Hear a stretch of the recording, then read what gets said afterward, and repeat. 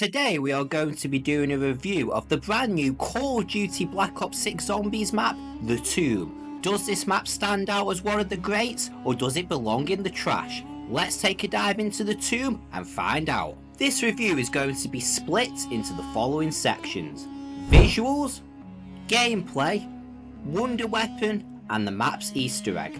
I will rate each of these sections out of 10, followed by an overall score at the end.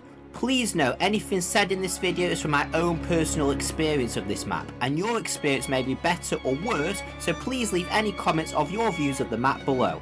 Anyway, without further ado, let's get into this.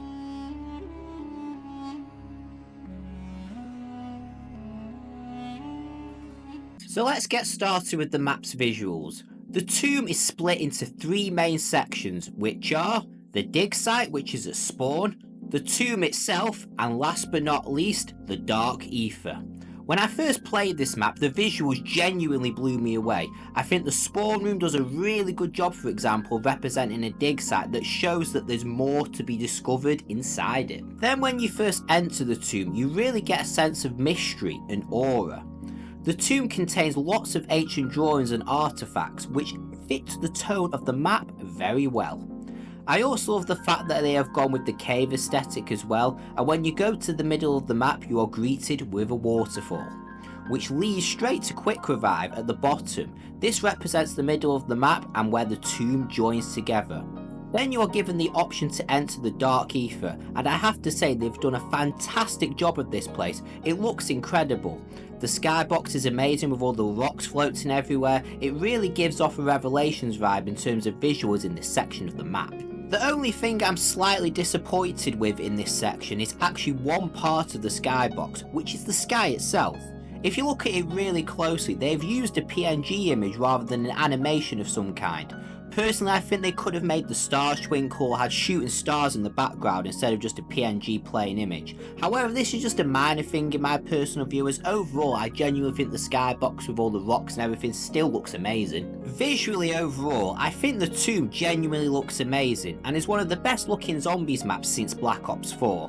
While there's still room for some minor improvements, it doesn't take away from the fact that as a whole the map looks incredible. Therefore, for visuals, I'm giving the Tomb a 9.5 out of 10.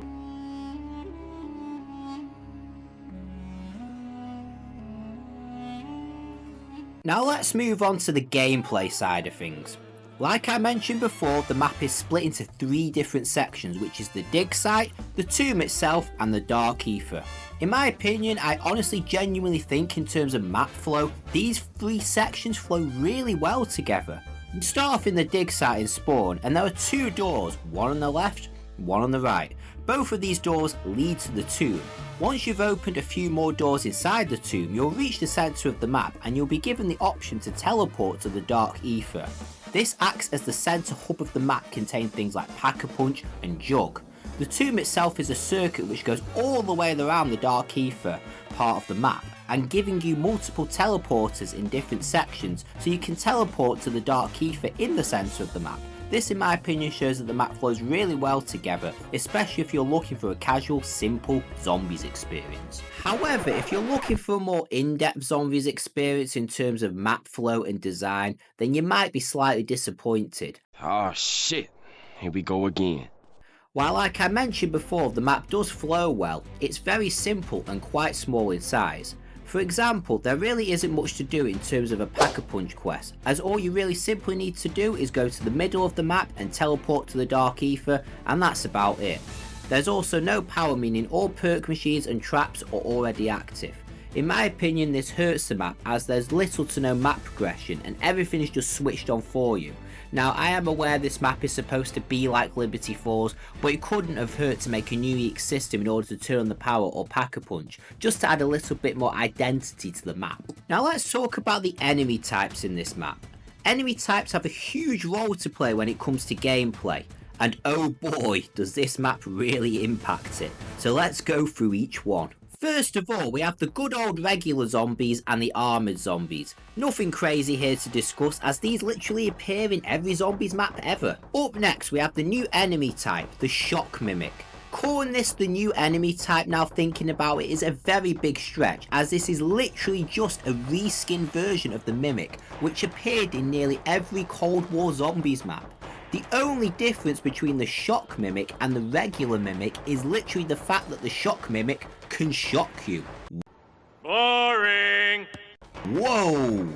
In my opinion, these enemies don't add any value to the map whatsoever, and I feel like they've just been added just for the sake of it, in my opinion. They really don't fit the map setting at all. They didn't even really serve a purpose for the Easter egg quest either. In my opinion, instead of reusing this enemy type, they should have used a brand new one that fit the tone of the map. The Mimic is just not really a fit for purpose zombie type in a map like the Tomb. They could have used mummies or some sort of ancient being, but instead they went with the laser route, the cop-out route, and just reused the Mimic and add electricity to it. Whoopsie-doo. Then we get the rest of the enemy types. The Doppelgast, the Amalgam, the Vermin, and the Parasites. Now, adding the Mimic was annoying because it's already been in all of the Cold War Zombies maps, and they didn't add much to the value of the map. But the rest of the enemy types have literally been in all of the previous Zombies maps. The only enemy type I'm giving a free pass to is the Doppelgast because it's only appeared in Citadel, and I actually think it fits the map fairly well. But the rest of the enemies, such as the Mimics, the Parasites, the Amalgams, and all them other enemies, they are a major issue. Let's start off with the Amalgam. I'm sorry, but with all due respect, this enemy type is not very popular at all. Personally, I don't like it, and most fans would probably agree. The Amalgam is the Tomb's elite enemy, while the Mimic and Doppelgast are special ones. They could have at least made a new elite enemy for this map, not just copy and paste the Amalgam. They literally did this in Citadel as well. So this elite enemy has appeared in 3 out of the 4 Zombies maps so far, almost like it's a fan favourite enemy and everyone wants it to return. But we know that's far from the truth because people have been complaining about the Amalgam and how much they don't like it in the game, so they've just reused it again and annoyed everyone. Then we get to the Vermin and the Parasites, the worst offenders of them all in my opinion. Why on earth has this game not got a different type of special enemy by now? It's actually a joke. Please, someone in the comments explain this to me because I am baffled at this point. In my view, Cold War did a better job than this because they had more enemy variety in terms of the special rounds than this game does, and this game had 4 years of development. I genuinely think this is an absolute joke. So if this game has 4 years of development, Black Ops 6 needs to do better, and if they don't change it in DLC 3 onwards, there's going to be some major problems because it would just be copy and paste over and over again, and this needs to change to add a bit more uniqueness to future Zombies maps. However, while I do say all these things about the enemy types and the way the map's almost a little bit too simple, I'm genuinely not surprised that the gameplay of the map is like this. The map was released so soon after Citadel Daymore, and this has caused a lot of issues in my opinion. You can tell from these decisions alone that the map was rushed and they didn't have enough time to develop the map properly. Granted, I also think the map was designed to be like Liberty Falls, and obviously that was mentioned in the blog post as well, and they've done a genuinely good job of that. They've kept the map simple, confined, straight to the point, but they should have added a little bit more to it. The fact that there's no power, for example, and the Pack-a-Punch quest is literally just run into the middle of the map with nothing to do whatsoever is a little bit, you know, lazy and lackluster. But because of the lack of development time, I genuinely think these things have been cut, and we will probably find out in future you know, years, etc., that this map had a lot more to it, but it got cut because of how rushed it was, and it was released so soon after DLC 1, and it's just such a letdown in my opinion. But you know what, it is what it is, and they've done good in terms of keeping the map simple, but it's just a shame that they had to cut corners as a result of the rush development. And if this map was released maybe mid-season or the start of season 3, I genuinely think we would have got a much better experience. It would have still been simple and straight to the point like they intended, but they could have had a few more things into the map to make the gameplay a little bit more interesting for hardcore zombie fans as well. Taking everything into account with gameplay, I give the gameplay of The Tomb a 5 out of 10. It plays well for a simple zombies experience, but doesn't add enough to the map to make it feel unique.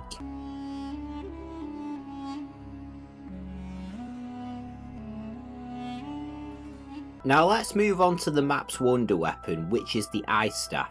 Now this weapon might sound familiar, especially to people who played either Black Ops 2 or Black Ops 3, as the Ice Staff featured in the map Origins along with 3 other staffs being the Fire Staff, Lightning Staff and the Wind Staff. The Tomb took the unusual decision to only bring one of the staffs back, which is the Ice Staff, but not the rest. Me personally, it feels very out of place that they only brought one of the staffs back, but at the same time it feels very cool that they did bring it back.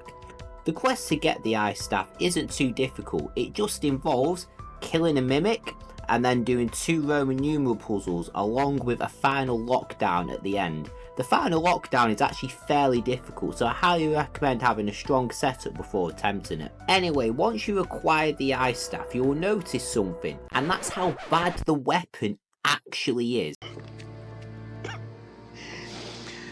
Oh no, no, no.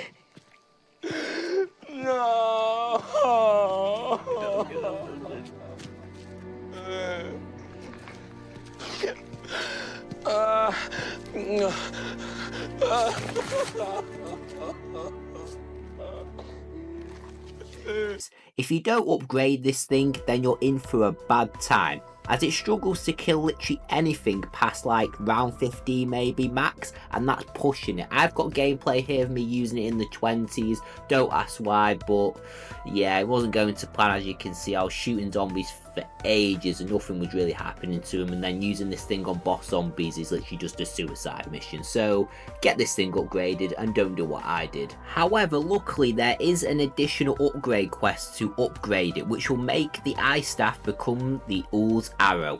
This upgrade brings some nice new benefits, including much greater damage, a charge shot which unlike Origins only uses 3 ammo instead of 6, and the ability to revive teammates as well from a distance is another feature. Honestly, it's become a beast in this map, and I actually think it's better than the Origins version in terms of how much damage it does and how far you can go with it. I mean, look at the footage here of some players getting to these ridiculous rounds. This shows how insane the weapon actually is. It's unbelievable. One thing I would say that slightly disappoints me about this weapon is not the Ice Staff itself, but the fact that they've reused an old wonder weapon. Again, this view is more of a personal preference, but it would have been really cool to have a really badass wonder weapon that was unique and fitted the map. I'm not sure personally if the Ice Staff fits the map well enough, but that's just me. Let me know what you guys think in the comments about that. It would be really interesting to hear your views on it. Overall, the Ice Staff is a nice addition to the map. I wish the base version was slightly more powerful, but when it's upgraded, it is an absolute beast, and I genuinely can't fault it for that. So for the map's wonder weapon, I'm going to give it an 8.5 out of 10.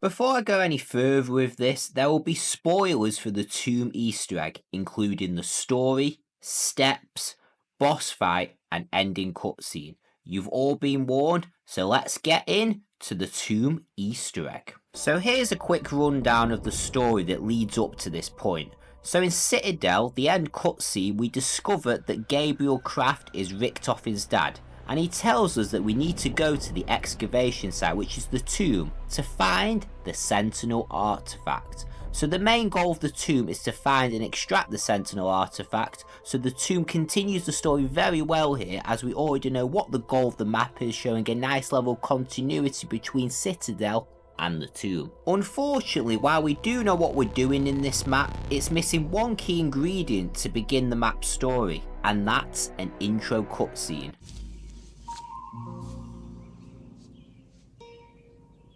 What the fuck is this piece of shit?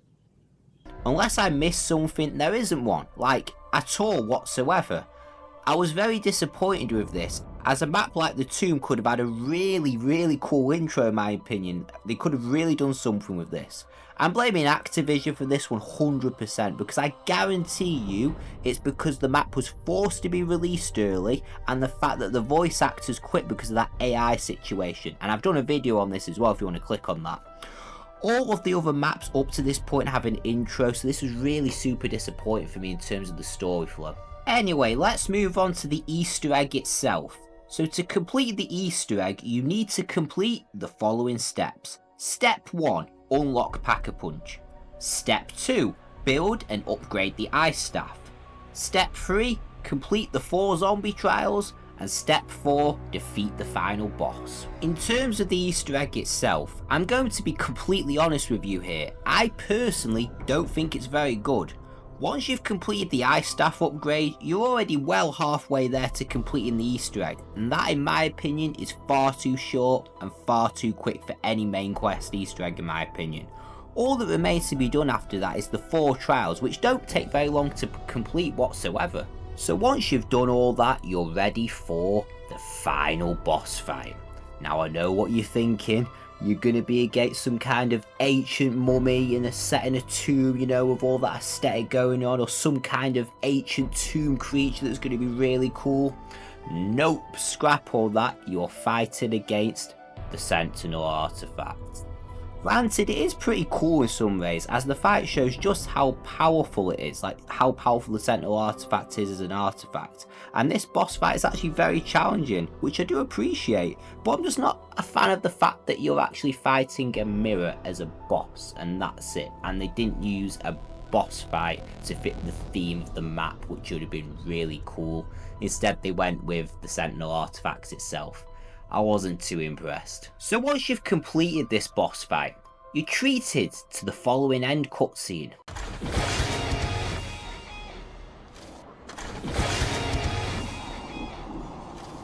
Raptor 1, I'm at the LZ. Let's get the hell out of here.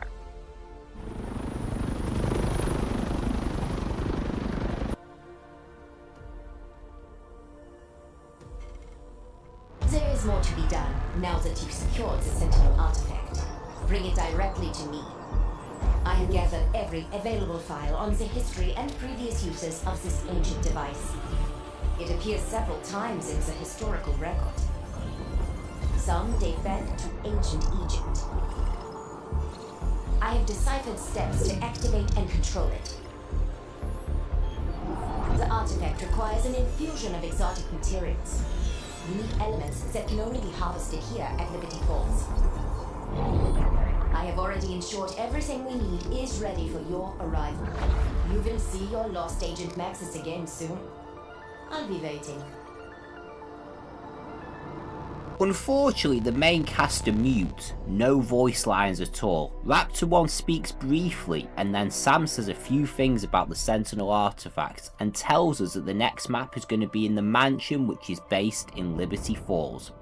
As you can probably tell by my reaction, I wasn't too impressed. The ending felt empty and soulless. Characters were even missing from the map completely. I mean, where was Pep, for example? Did he get lost? Ravenov speaks about twice throughout the whole map and is never ever heard again. So the end cutscene and the storyline in terms of voice actors was just a complete disaster. Thank you, Activision. This is the kind of low quality Easter egg content we will continue to get. Especially if the voice actors are not given the AI protections and if they keep releasing the map so quickly one after the other. I mean, they released Citadel in mid-season 1 and then at the start of season 2 we have the Tomb. It's not going to go well in terms of development. Taking everything into account about the Easter egg, I'm giving it a 4 out of 10. The only saving grace is that the boss fight is challenging and somewhat engaging. The rest of the Easter egg is far too short and makes the map feel empty, and because there's no intro cutscene and then the outro cutscene's got very few voice lines and it's very bland and dull, it's not really much to really go off really, and as a result it gets this low score. It's a real shame because I'm completely honest with you, I thought the Tomb could have had something way cool and way more interesting based on its setting and its atmosphere in terms of visuals, but the Easter egg was a massive letdown in my opinion.